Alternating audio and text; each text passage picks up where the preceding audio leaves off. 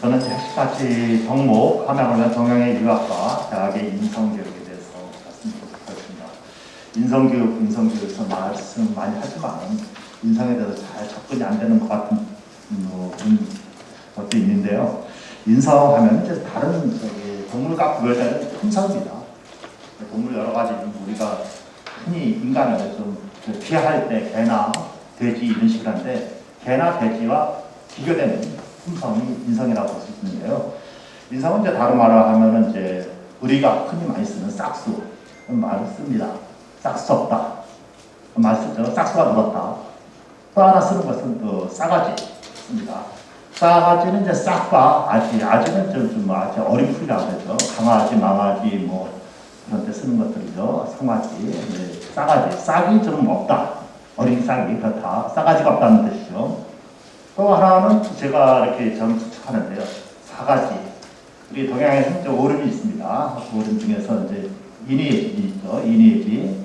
그래서 인은 동쪽을 말하고, 의는 서쪽을 말하고, 의는 남쪽, 그리고 지는 북쪽 이렇게 하는데 그 네 가지가 없다. 인의예지가 없다. 오름 중에 그 네 가지가 있어야지 가운데 신자가 있죠. 믿을만하다 하는 건데 이런 것들을 의미한다고 볼 수 있습니다. 그래서 품성은, 인성은 아주 여러 가지 의미에서 할 수 있는데 우리가 봤을 때 이제 요새는 가장 흔히 비교되는 싹수 없다, 노랗다, 싸가지가 없다 그런 식으로 접근하면은 인성이 좋은 것 같고요.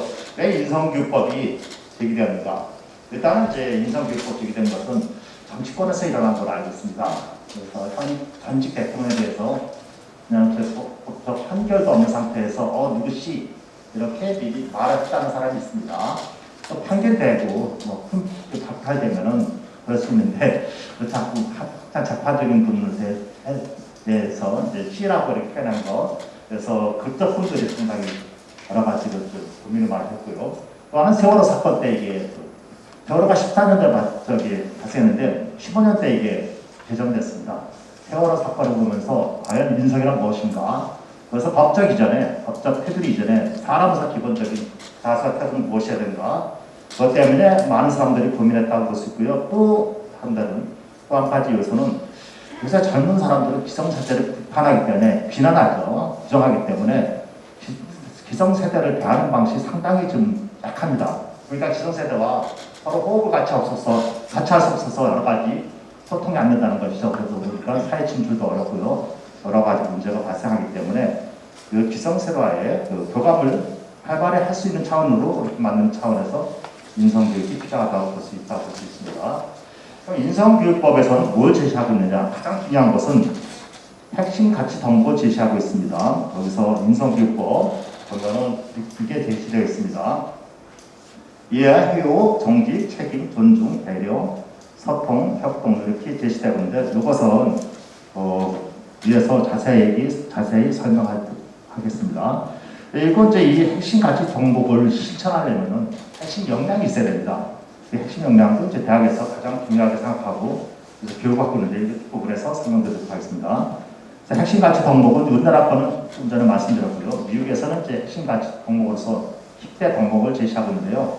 신용, 타인 존중, 책임감, 공정, 배려, 신정심, 정직, 용기, 성실, 통합성 이런 인간을 지향하는 것이 교육의 목표라고 하는 것이죠. 그러면 우리나라의 핵심 가치 덕목에서 8가지 핵심 가치 덕목에서 우리 동양에서는 어떻게 갖춰왔는가를 간단히 보면서 넘어가도록 하겠습니다. 우선 예를 보겠습니다. 위에서 페이지에서 이제 세 번째 공략편에서는 있습니다. 얘는 자신을 낮추고 상대방으로 높이는 것으로 비록 시장에서 짐을 지고 장사하는 사람에게도 높여야 하고 부귀한 사람도 당연히 높여야 한다.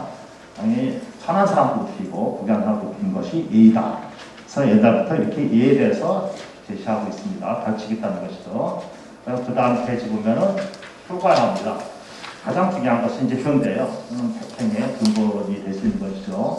효를 떠나고 인간을 논하는 것은 사실 논할 수 없는 거, 인성을 논할 때 효를 떠나서 논할 수 없는 거기 때문에 가장 중요한 것이라 볼 수 있고요. 여기서는 이제 효를 효경에서 어떻게 제시하고 있느냐. 효를 효경에서는 내 몸으로부터 받은 것이라 감히 헐거나 상하지 않는 것이 효도의 시작이고 몸을 세웠거든 도를 행하고 후세 이름을 드러내서 부모를 드러내는 것이 효도의 마침이니 그들은 어버이 섬기면서 시작하고 임금의 섬김이 가운데이고 자신을 세우는 것이 마친다라고 하였습니다.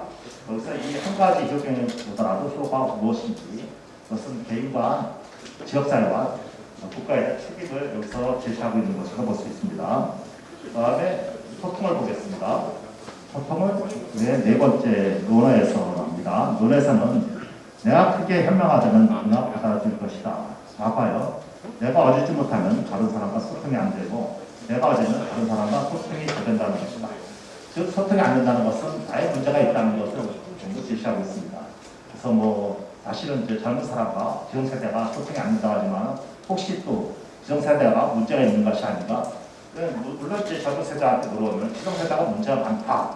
아까 어떻게 보면은 기성세대들은 배척돼야 한다. 그런 식으로 얘기를 많이 하는데 그 기성세대의 문제점에서 소통이 안 된다고 보고 이 기성세대가 노력해야 된다는 것이 아닌가 생각이 듭니다. 그 다음에 협동에 대해서 하겠습니다. 협동에서 세 번째 봅니다. 주역에서는 같은 소리는 서로 응하고 같은 기운을 서로 구해서 물은 습한대로 흐르고 불은 마음대로 나간다라고 하여 소리와 기운이 같은 것을 응하고 구한다고 했습니다. 그래서 협동 같은 경우도 같은 뜻이 있으면 그 뜻이 같다는 것은 서로 인성이 같다는 것을 의미할 수도 있죠. 인성이 같다면 소통이 되고 협동이 될 수 있다는 것을 여기서 말하고 있습니다. 그 다음에 정직에 대해서 말씀드리겠습니다. 네 번째로는 공자는 사람의 삶은 정직해야 하니 정직이 없는 것은 삶은 유행이 죽음을 말하는 것이라고 하여 정직은 삶의 바탕으로 정직하지 못한 삶은 유행이 죽음을 말하는 것으로 우리의 삶에서 이제 같은 의미를 생각해야 한다는 거죠. 그래서 정직하다는 것은 살아있다는 것이죠. 그리고 정직하지 못하다는 것은 이제 죽은 거랑 마찬가지다. 이런 식으로 표현했고 정직의 중요성을 얘기하고 있습니다. 그 다음에 이제 책임을 보겠습니다. 논어에서는 세 번째, 섬비가 넓고 흑되지 않으면 안 되는 것이니 임무는 막중하고 돈은 멀기 때문이다. 아까 책임의 중요성을 강조했는데요. 요새는 그랬습니다. 기업의 인재상을 그렇게 옛날에는 쫌점하더라도 창야 도전 정신이 기업의 인재상이었는데 지금은 이제 책임성을 강조하고 있습니다. 그러니까 책임을 지려면 여기서 말하듯이 좀 넓고 굳세야 된다는 것이죠. 다시 책임을 지기는 어렵고요. 요새 책임진다고 표현되는 분들을 만나기 쉽지 않을 것 같습니다. 아마 책임진다 할 때 사람은 존경받을 것이 분명한데요. 이런 그 책임을 지기 위해서는 상당히 굳세지 않으면 안 된다는 것을 여기서 표현하고 있습니다. 그 다음에 일곱 번째 전투를 보겠습니다. 얘기 두 번째 편은 얘기 편에서는 얘라는 것은 자신을 낮추고 다른 사람을 존중하는 것이니 비록 짐을 지고 파는 사람이라도 반드시 존중이 있어야 한다고 존중은 얘를 신창하는 것이라고 했습니다. 그래서 우리가 신분이 낮더라도 존중을 당연히 해야 된다. 인간으로서 존중을 해야 된다는 것을 여기서 표시하고 있습니다. 그 다음에 배려, 여덟 번째 배려입니다. 첫 번째, 논어에서는 대저 얻은 사람이 자기가 서고자 하면 다른 사람을 세우고 자기가 통달하고자 하면 다른 사람을 통달하게 하는 것이다라고 했습니다. 그래서 얻은 사람은 자기가 서고자 하면 다른 사람을 먼저 세우고 그리고 자기가 통달하고자 하면 다른 사람을 먼저 통달하게 한다. 이게 이제 배려인데요. 먼저 이제 어떻게 보면 잘 살게, 잘 이해하게 먼저 해준다는 것인데 이것이 아마 공동체 정신이 아닌가 생각이 됩니다. 그래서 여기서는 이제 이렇게 우리가 보통 8가지에 대해서 핵심 가치 덕목을 제시하는데 그것은 예나 지임이나 똑같이 하고 이 8가지는 이제 우리 인성교법상 핵심 가치 덕목으로 제시되고 있는데요. 이것을 요새는 사실은 대학에서 또 실천하고 있습니다. 그래서 이제 세 번째 보면 에이스 사업대학의 핵심 역량인데요. 교육을 잘하는 대학, 즉 인성교육을 잘하는 대학을 여기서 지원을 하면서 하고 있습니다. 핵심 역량을 가지고 있는데요. 여기서 핵심 역량은 이제 우리가 제시한 것이 OECD에서 디섹터라고 제시한 것이 있고요. 이런 것들이 중심으로 하는 건데요. 먼저 디섹터에서 핵심 역량을 보면은 이렇습니다. 그 밑에 보면요. 도구를 상호적으로 사용하는 능력, 그래서 언어 상징, 그리고 텍스트를 상호적으로 활용하는 능력, 그리고 지식과 정보를 상호적으로 활용하는 능력, 미술을 상호적으로 활용하는 능력. 두 번째는 이주적 집단 내에서 상호작용하는 능력으로서 타인과 관계를 잘 맺는 능력, 팀에서 말하고 활동하는 능력, 그리고 일하고 협동하는 능력이죠. 발전 관리하고 행동하는 능력입니다. 세 번째, 자율적으로 행동하는 능력인데요. 큰 맥락에서 보고 행동하는 능력, 생애 계획과 개인의 과업을 설정 필요한 능력, 자신의 권리와 이익의 한계를 알고 제투자하는 능력, 이런 것들을 말한다고 볼 수 있습니다. 그럼 우리가 이제 4년제 대학에서 실시한 에이스 사업대학의 핵심 역량 제시한 것은 무엇이냐? 예적에 보면 이렇게 나와 있습니다. 글로벌 역량, 그리고 창의융합 역량, 의사소통 역량, 전공 직무 역량, 자기관리 역량, 인성 역량, 여수 역량, 문화예술 역량인데요. 옛날 같으면 우리가 에이스 사업대학 하기 전에는 전공 직무 역량만 갖췄습니다. 의학은 20% 이내인데요. 의사 같은 경우는 이 전공 직무 역량을 포함해서 나머지 이것을 다 가르쳐야 되고 이것이 교육과정에 그대로 반영되는 것이 이제 교육을 잘하는 대학이 되겠습니다.